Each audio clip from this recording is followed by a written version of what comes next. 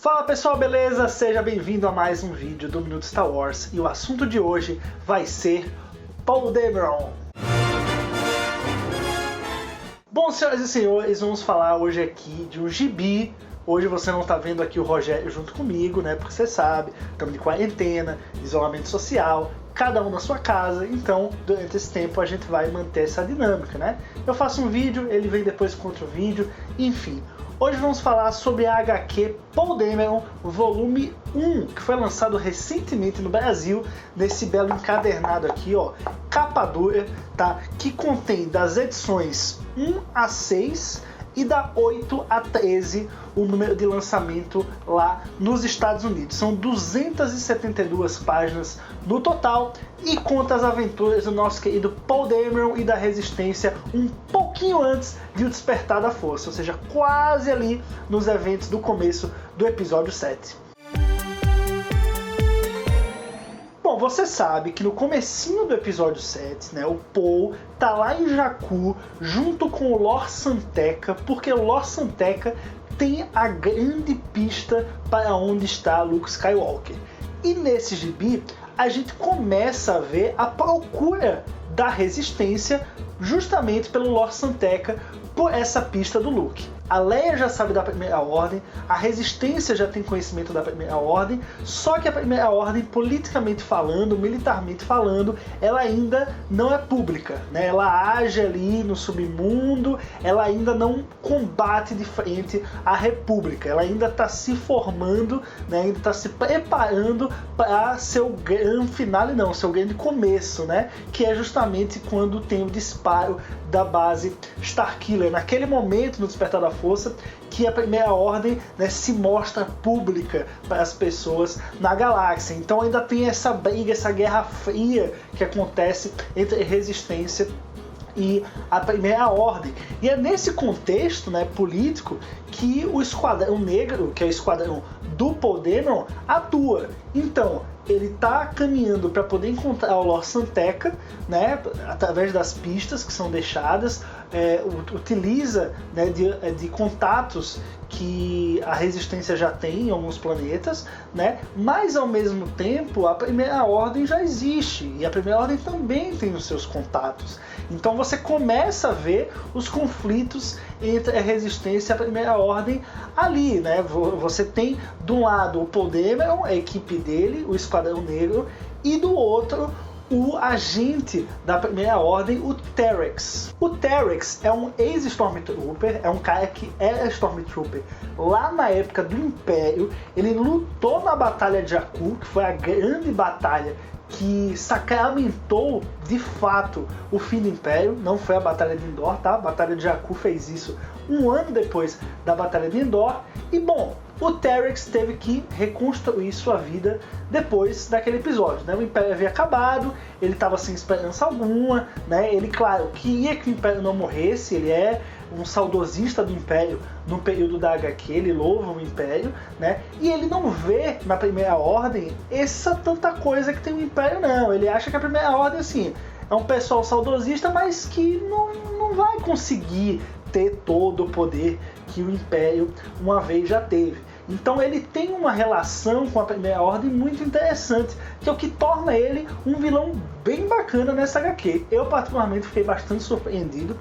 Achei que ia ser só um vilão padrão ali de quadrinho, não ao nível de vilões dos filmes. Mas olha, se você pegar no geral, o Terex é muito mais interessante que o Hux, por exemplo, né? Então, por ter essa relação meio conflituosa com a Primeira Ordem, apesar de ser um agente da Primeira Ordem, é o que torna o personagem bem interessante de lidar, porque ele trabalha para a Primeira Ordem, mas ao mesmo tempo não confia nela. Em um momento da história, ele se desvia totalmente da Primeira Ordem, desobedece às ordens da Capitã Phasma, que aparece na HQ, para trilhar o próprio caminho dele, e depois ele volta, né? Então ele é muito independente em relação à Primeira Ordem, apesar de ter que seguir as ordens da Phasma que está acima dele ali no comando. O Terex, ele viaja numa nave, né, que o pessoal aí que conhece as naves de Star Wars deve conhecer, que já foi do Tarkin antes da destruição da primeira Estrela da Morte, né, quando ele morreu,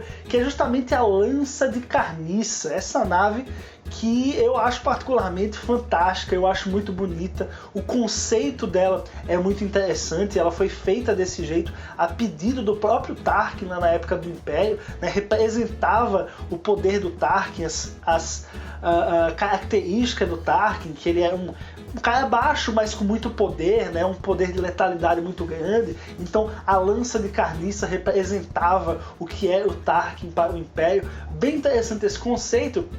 E daí o Terex meio que herda essa nave, ele acaba encontrando essa nave depois da queda do Império e acaba ficando com a nave até os dias da HQ.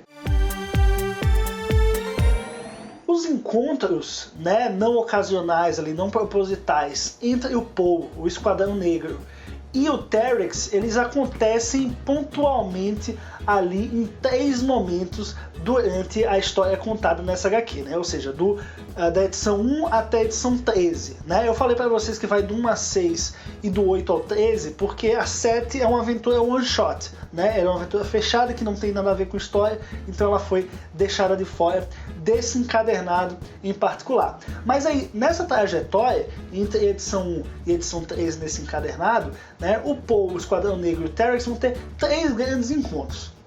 O primeiro é num local que chama-se de Berçário, onde você tem ali meio que uma tribo que toma conta de uma estrutura luminosa gigantesca, né? Como se eles estivessem esperando o Salvador sair dali, né? Como se fosse um ovo gigantesco, brilhante, e que eles ficam ali tomando conta e ninguém pode chegar perto, que eles estão ali protegendo, ninguém pode tocar, ninguém pode, enfim, fazer nada, atirar, muito menos, né? E essa tribo protege o local, mas o Paul Dameron acaba chegando até esse local porque o Lor San Tekka já esteve lá. O Lor San Tekka que é tratado por essa tribo como o colecionador, né? Esse nome que foi dado a ele. Bem interessante, né? Dá uma profundidade maior a esse personagem, apesar do personagem não aparecer na HQ. Isso que é mais legal, né? Você fica sabendo mais dele mesmo não estando ele lá nos quadrinhos. O segundo local que o Poe e o Terex se encontram é em Megalox Beta, que é uma prisão, é um planeta que tem uma prisão, que é basicamente, existe uma estrutura, né, acima do planeta, em que ficam as pessoas que tomam conta da prisão, e lá embaixo existe um escudo de proteção, porque o planeta ele tem uma gravidade altíssima, né, 10 vezes maior que o comum.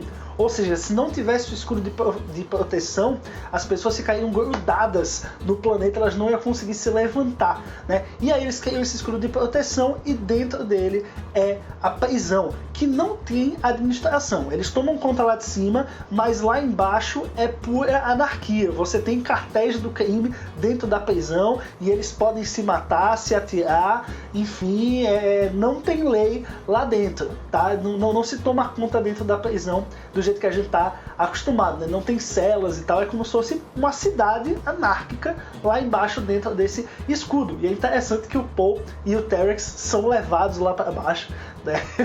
E bom, a aventura fica muito interessante a partir daí. E o último local que eles acabam se enfrentando é o planeta Kadak, né? Que é um local onde justamente o Terex foi para poder tentar reerguer o Império, né? Depois que o Império caiu, ele passou um tempo ali em Jakku para se restabelecer, mas depois foi para Kadak para poder, ele tem umas pistas ali que indicavam um local com muitas naves, né, que ele poderia seguir para tentar reconstruir uma frota para o Império. Foi justamente nesse local que ele encontrou a lança de carniça novamente, né? E bom, nessa cidade, como ele passou um tempo lá, ele acabou sendo um líder de uma guilda ali, de um clã de contrabandistas, o pessoal do submundo, né, que são os Wracks.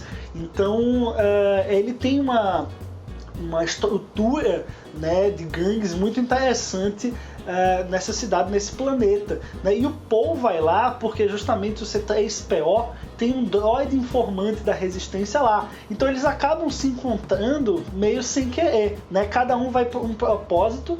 O Terex, na verdade, vai para lá não para revisitar o passado dele, mas porque ele não queria seguir as ordens da Phasma, né? Então se emburrou e foi para o local em que ele tinha uma estabilidade ali. Mas aí depois as lutas voltam a se intensificar entre a Resistência, o Poe e o Terex, a Primeira Ordem. Então esse acaba sendo o último local de batalha deles ao final desse arco do quadrinho. Interessante é que nessa cidade, nesse planeta, né, em Kadak, a gente vê o pessoal da Guarda Guaviana, que a gente vê lá no Despertar da Força, e vê o Candy Club, né? Você sabe muito bem que na cena lá de introdução do Han Solo, né, nos primeiros minutos do Han Solo e do Chewbacca no Despertar da Força, eles acabam sendo abordados por essas duas gangues, né? A Guarda Guaviana e o Candy Club. E aí nessa HQ a gente descobre que eles na verdade só descobriram toda a tramóia do Han Solo porque o C3PO estava passando por eles e estava comentando sobre o Han Solo em voz alta. E aí eles acabaram falando: Han Solo, eu conheço o Han Solo. As duas tribos ali, as duas gangues, elas acabaram se conhecendo e descobriram que o Han Solo estava enrolando as duas. E aí isso tem as consequências lá no Despertar da Força. Então é muito interessante essas conexões com o filme. Bom, pessoal, a história termina aí, né? Esse último encontro aí entre o Poe e o Terex em Kadak, né? Claro que a história do Poe continua, tá, gente? Esse encadernado aqui, esse quadrinho, né? Ele só vai até a edição 13, como eu falei, e Poe Dameron, né, foi uma publicação mensal lá nos Estados Unidos. Ela já acabou, né? Já chegou um segundo encadernado desse, que aí vai da 14 até nem sei qual, que também, claro, em breve vou comprar para continuar a resenha aqui, contar mais dessa aventura do Poe Dameron para vocês, tá certo? Bom, então fica a dica aí, muito legal essa aventura. Eu praticamente li as edições, são 12 edições, né, no total aqui nesse encadernado. Li em uma tarde, assim, foi muito bacana. Você embarca no pequeno universo ali do Poe Dameron, da Resistência, né, um pouco antes da gente conhecer eles no filme, né, no Despertar da Força, na nova trilogia. Então é muito legal esse universo e esse momento da galáxia de Star Wars. Bom, pessoal, a gente vai ficando por aqui. Muito obrigado por ter assistido esse vídeo até aqui, tá certo? Se você curtiu, dá um joinha aqui embaixo, se inscreve no canal do Minuto Star Wars e acompanha a gente nas redes sociais, Instagram, Facebook, é tudo /Minuto Star Wars, tá certo? A gente vai ficando por aqui e que a força esteja com vocês.